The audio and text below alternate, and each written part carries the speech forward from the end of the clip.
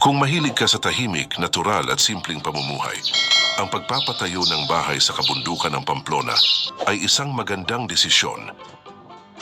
Mas sariwa ang hangin sa bundok dahil malayo ito sa polusyon ng syudad. Nakakatulong ito sa mas magandang kalusugan at kalidad ng buhay.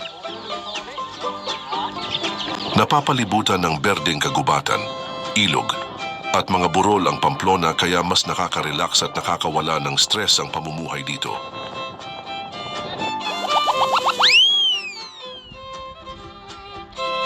Dahil malayo ito sa ingay ng syudad, mas tahimik ang paligid, kaya mas maaliwalas at hindi gaanong nakaka-stress ang buhay.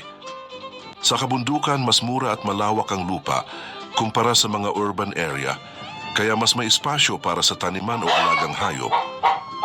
May mga bukal, ilog at ulan na maaring pagkukunan ng tubig para sa pang-araw-araw na pangangailangan at sakahan.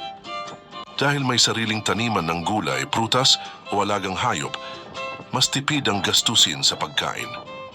Ang mga lugar sa bundok ay mas mataas kaya hindi gaanong binabaha, hindi tulad ng mga bayan malapit sa dagat o ilog. Kung may plano kang magnegosyo, pwedeng gawing farm resort, camping site, o nature retreat ang iyong lupa para sa dagdag na kita.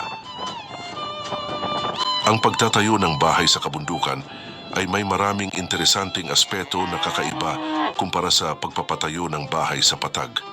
Isa sa pinakakamangha-mangha ay ang natural na tanawin, ang malinis na hangin, luntiang kapaligiran at tahimik na paligid na nagbibigay ng kakaibang kapayapaan.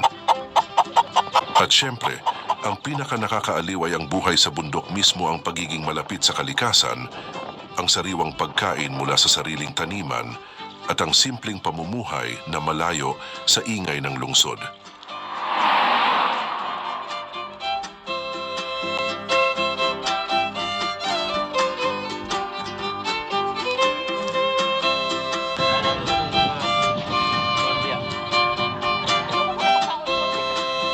Napakaganda nga naman ng pagpapatayo ng bahay sa ibabaw ng bundok, preskong hangin, tahimik na paligid, at kahangahangang tanawin. Isa itong perpektong lugar para sa isang payapang pamumuhay. Salamat sa inyong pagsama sa amin sa episode na ito. Huwag kalimutang i-like, i-share at mag-subscribe sa Exquisite Info TV para sa mas marami pang makabuluhang content. I-click na rin ang notification bell para updated kayo sa aming mga bagong video. Hanggang sa susunod nating paglalakbay, maraming salamat at ingat palagi.